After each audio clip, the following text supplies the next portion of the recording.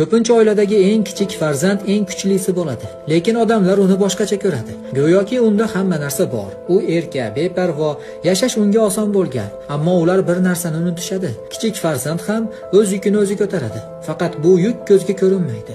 Undan kutishadiki, qolganlarga moslashsin, nima qolgan bo'lsa shunga rozi bo'lsin, shikoyat qilmasin. Uning qiyinchiliklari ko'zga tashlanmaydi. His-tuyg'ulari esa ko'pincha e'tibordan chetda qoladi. Lekin kichik farzand oiladagi muammolarni yaxshiroq biladi.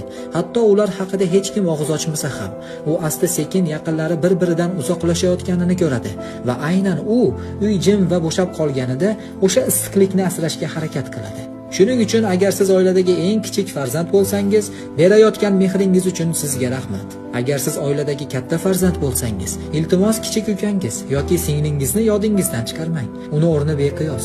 Uning borligi almashtirib bo'lmaydigan ne'matdir. U mehr va bardosh timsoli. Yangi videolarni o'tkazib yubormaslik uchun kanalimizga obuna bo'lishni unutmang. Sizni oldinda ko'plar